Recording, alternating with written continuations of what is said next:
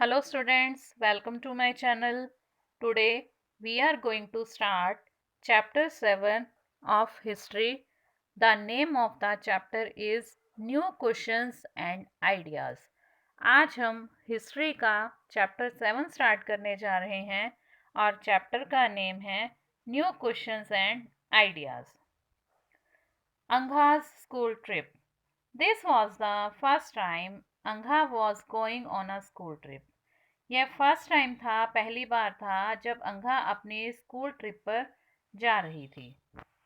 They boarded the train from Pune in Maharashtra late at night to go all the way to Varanasi in Uttar Pradesh.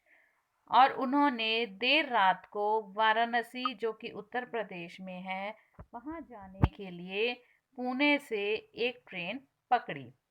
Her mother, who came to see her off at the station, told the teacher, "Do tell the children about the Buddha and take them to see Sanath as well." उसकी mother, अंगा की mother, जो उसको station पर छोड़ने आई हुई थी, उसने टीचर से कहा कि तुम बच्चों को बुद्धा के बारे में बताइएगा और उन्हें सारनाथ दिखाने के लिए भी ले जाइएगा. The story of the Buddha. Now Buddha की कहानी. Siddhartha, also known as Gautama, the founder of Buddhism, was born about 2500 years ago. Siddhartha, जिसको कि हम गौतम के नाम से भी जानते हैं, जो कि बौद्ध धर्म के संस्थापक थे, उनका जन्म लगभग 2500 साल पहले हुआ. This was a time of rapid change in the lives of people. और वह एक ऐसा समय था जहाँ पर लोगों के जीवन में बहुत तेजी से परिवर्तन हो रहे थे. As you saw in chapter 6, some kings in the Mahajanpadas were growing more powerful. जैसे कि आपने चैप्टर 6 में देखा है कि जो महाजनपद के राजा थे वो बहुत ही ज़्यादा शक्तिशाली बन गए थे. New cities were developing and life was changing in the villages as well. नए शहर बनने लगे थे और जो विलेज की लाइफ थी उसमें भी बहुत ज़्यादा चेंजेस आ गए थे. सी चैप्टर 10. चैप्टर 10 में आप देखोगे many thinkers were trying to understand these changes in society. अब जो बहुत सारे थिंकर्स थे, जो बहुत सारे विचारक थे, वो यह समझने की कोशिश कर रहे थे कि ये चेंजेस सोसाइटी में कैसे आए. They also wanted to try and find out the true meaning of life. और वे थिंकर्स ये जानने की भी कोशिश करते थे या वे जानना चाहते थे कि जो लाइफ का ट्रू मीनिंग है वो क्या है, कि हमारे जीवन का सच्चा अर्थ क्या है. The Buddha belonged to a small gana known as the Shakyagana and was a Kshatriya. अब बुद्ध जो थे वो एक छोटे से गण को बिलोंग करते थे जिसको कि हम साक्य गण के नाम से जानते हैं और वो एक क्षत्रिय थे. When he was a young man, he left the comforts of his home in search of knowledge. और वो जब यंग थे, युवावस्था में थे, तब उन्होंने अपने घर के सारे कंफर्ट्स को छोड़ दिया था, मीन्स घर के सारे ऐशो आराम को छोड़ दिया था और वो ज्ञान की खोज में निकल पड़े थे. He wandered for several years, meeting and holding discussions with others. उन्होंने क्या किया, वो इधर उधर घूमते रहे, बहुत सालों तक इधर उधर घूमते रहे, कई मीटिंग्स की, लोगों के साथ मिले और बहुत से थिंकर्स जो थे, विचारकों के साथ उन्होंने बहुत सारी चीज़ों पर डिस्कशन किया. He finally decided to find his own path to realization and meditating for days on end under a peepal tree at Bodh Gaya in Bihar, where he attained enlightenment. उसके बाद उन्होंने अपने आप ही रास्ता चुना. उन्होंने निश्चय किया कि वो अपना रास्ता खुद चुनेंगे और उन्होंने कई दिनों तक बोध गया बिहार में एक पीपल के पेड़ के नीचे बैठकर कई दिनों तक उन्होंने मेडिटेशन किया, मीन्स तपस्या की. Where he attend अलाइटमेंट. अलाइटमेंट होता है ज्ञान की प्राप्ति होना और वहीं पर उन्हें ज्ञान की प्राप्ति हुई. कहाँ पर? बोध गया बिहार में पीपल के पेड़ के नीचे बैठकर जब उन्होंने तपस्या की थी तो वहीं पर उन्हें ज्ञान की प्राप्ति हुई थी।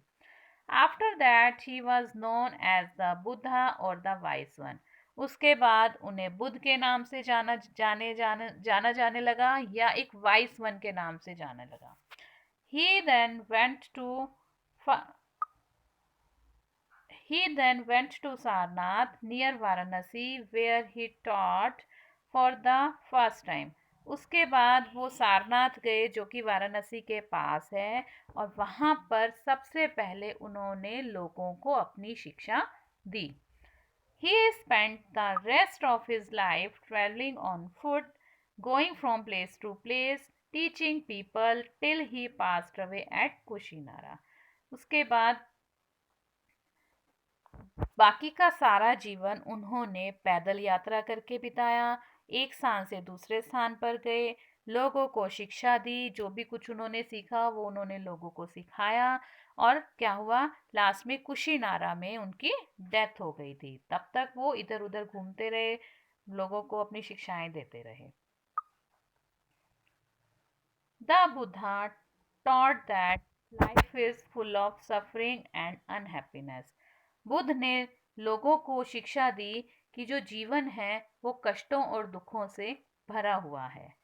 This is caused because we have craving and desires which often cannot be fulfilled. और ऐसा हमारी इच्छा और लालसाओं के कारण होता है जो कभी भी पूरी नहीं होती। Sometimes, even if we get what we want, we are not satisfied and want to even more or want other things. अब क्या होता है, कभी कभी हम जो चीज़ चाहते हैं वो हमें मिल जाती है, लेकिन फिर भी हम सेटिस्फाई नहीं होते, हमें संतुष्टि नहीं होती। हम और चाहते हैं, हम और चीज़ें लेना चाहते हैं। सपोज कीजिए अगर आपने एक चीज़ ले ली, आपने साइकिल ले ली, उसके बाद आप कहोगे कि मुझे कार चाहिए। ठीक है, तो इस तरह से हमारी इच्छाएं कभी पूरी नहीं होती। अगर हमें एक चीज़ मिल जाती है तो हम दूसरी चीज़ को लेने की इच्छा करते हैं। The Buddha desired this as thirst और तन्हा। और बुद्ध ने इसको कैसे डिस्क्राइब किया है, थर्स्ट और तन्हा। थर्स्ट होती है प्यास, कि हमें चीज़ों की प्यास है, कि हम सभी चीज़ें लेना चाहते हैं, या तन्हा या अकेला। तो बुद्ध ने इसको थर्स्ट या तन्हा के रूप में डिस्क्राइब किया है। He taught that this constant craving could be removed by following moderation in everything. अब बुद्ध ने यह सिखाया कि ये जो हमारी कांस्टेंट क्रेविंग है, जो ये लगातार हम इच्छाएं करते रहते हैं चीज़ें लेने की, तो वो कैसे इम्प्रूव हो सकती हैं, इनको हम कैसे रिमूव कर सकते हैं। By following moderation in everything, कि हम एक बीच का रास्ता अपना लें, कि ना तो हमें वो चीज़ ज़्यादा चाहिए ना हमें अधिक चाहिए। तो हम एक बीच के रास्ते को अपनाकर अपनी क्रेविंग को, अपनी इच्छाओं को हटा सकते हैं। He also taught people to be kind and to respect the lives of others, including animals. अब उन्होंने, बुद्ध ने और क्या सिखाया, बुद्ध ने लोगों को दयालु होना सिखाया, दूसरों के प्रति दयालु होना सिखाया। उन्होंने लोगों की रिस्पेक्ट के साथ साथ एनिमल्स की रिस्पेक्ट करने के लिए भी कहा। He believed that the result of our actions called karma, whether good or bad, affect us both in this life and the next. और बुद्ध का ये विश्वास था कि जो हमारे काम होते हैं, जो भी हम कर्म करते हैं, उनका परिणाम चाहे वो अच्छा हो या बुरा हो, वो हमारे आज की लाइफ पर और हमारी नेक्स्ट लाइफ दोनों को इफ़ेक्ट करता है। मीन्स अगर हम किसी के साथ अच्छा व्यवहार करते हैं तो हमारी आज की लाइफ में भी अच्छा होगा और नेक्स्ट लाइफ में भी अच्छा होगा। और अगर हम किसी के साथ बुरा करते हैं तो हमारे साथ भी बुरा होगा। तो जो ये हमारे कर्म हैं वो हमें इसी जन्म में भोगने पड़ते हैं, चाहे वो अच्छे हों चाहे बुरे हों। The Buddha taught in the language of the ordinary people Prakrit so that everybody could understand his message. अब बुद्धा ने अपनी लैंग्वेज, जो भी शिक्षाएं उन्होंने दी थी वो एक ऑर्डिनरी पीपल की लैंग्वेज में दी थी, जिसको कि प्राकृत कहते हैं। प्राकृत भाषा में बुद्ध ने अपनी सारी शिक्षाएं दी थी ताकि हर कोई उनके मैसेजेस को समझ सके। What was the language used to compose the Vedas? अब इसमें क्वेश्चन पुट किया गया है कि वेदों में आपने कौन सी लैंग्वेज को देखा कि जो वेद लिखे गए हैं हमारे ऋग्वेद, सामवेद, यजुर्वेद, अथर्ववेद, इनको किस लैंग्वेज में कंपोज किया गया है? तो ये हमारे वैदिक संस्कृत में कंपोज किए गए हैं Vedas. He also encouraged people to think for themselves rather than to simplify accept what he said. अब उन्होंने यहाँ तक कि लोगों को इस बात के लिए भी एनकरेज किया कि तुम खुद भी सोचो कि तुम्हारे लिए क्या अच्छा है, बजाय इसके कि मैंने क्या कहा उसे तुम फौरन मान लो। मीन्स तुम अपने माइंड से भी सोचो कि तुम्हारे लिए क्या अच्छा है, ये नहीं कि मैंने तुम्हें कह दिया कि तुम्हारे लिए ये अच्छा है तो तुम उसी को लेकर चलो, तुम खुद भी सोचो। तो यहाँ पर देखो एक अच्छा एक लाइन और रहेगी, let us see how he did this. चलो आओ देखते हैं उन्होंने ऐसा कैसे कहा, किस लिए कहा।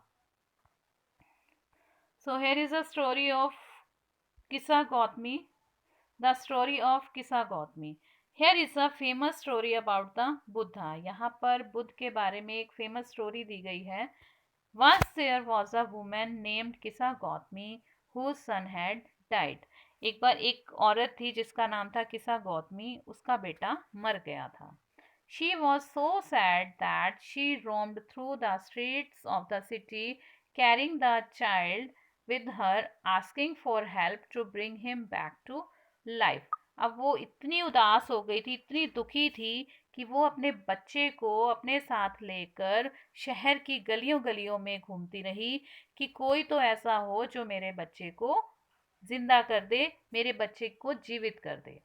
अ kind man took her to the Buddha. एक दयालु आदमी था जो उसको बुद्धा के पास लेकर गया। The Buddha said, bring me a handful of mustard seeds and I will bring your child back to life. उसने कहा कि तुम मुझे एक मुट्ठी भर मस्टर्ड सीड्स ला दो। मस्टर्ड सीड्स मीन सरसों के बीज ला दो और मैं तुम्हारे बच्चे को वापस जिंदा कर दूंगा, उसको लाइफ दे दूंगा। Kisa Gautami was overjoyed and started off at once, but the Buddha gently stopped her and added, the seeds must come from the house of a family where nobody has died. अब किसा गौतमी जो थी वो बहुत खुश हो गई और वो एकदम से जाने लगी, तो बुद्ध ने उसको रोका और कहा कि जो मस्टर्ड सीड तुम लेकर आओगी वो ऐसे घर में से लेकर आना जहां पर किसी की भी डेथ ना हुई हो। Kisa Gautami went from door to door. Kisa Gautami जो थी वो हर किसी के दरवाजे पर गई, but wherever she went she found out that someone or the other, father, mother, sister, brother, husband, wife, child, uncle, aunt, grandfather, grandmother had died. लेकिन किसा गौतमी जिस भी किसी के घर गई वहां पर उसने पाया कि उनका कोई ना कोई किसी ना किसी तरह मर गया है, चाहे वो उनका फादर हो या मदर हो, सिस्टर हो, brother, husband, wife, child, uncle, grandfather, grandmother, कोई भी पर्सन उनमें से, हर फैमिली में से किसी ना किसी की डेथ हुई हुई थी। What was the Buddha trying to teach the sorrowing mother. अब इस चीज से बुद्धा जो था वो उस मदर को, दुखी माता को क्या समझाना चाहता था? तो वो यही समझाने की कोशिश कर रहा था कि इस दुनिया में जिस किसी ने जन्म लिया है उसकी मृत्यु तो होगी ही। तो यहाँ पर देखिए एक स्तूप दिखाया गया है, ये देखिए ये स्तूप है, the stupa at Sarnath. This building known as a stupa was built to mark the place where the Buddha first taught his message. अब ये एक देखो स्तूप है बुद्धा का सारनाथ में, जहाँ पर सबसे पहले बुद्ध ने अपनी शिक्षा दी थी। You will learn more about stupa in chapter 12, और इन स्तूपों के बारे में आप चैप्टर 12 में पढ़ोगे। So here our first part is completed. So next part we will do in our next video. Till then, bye bye.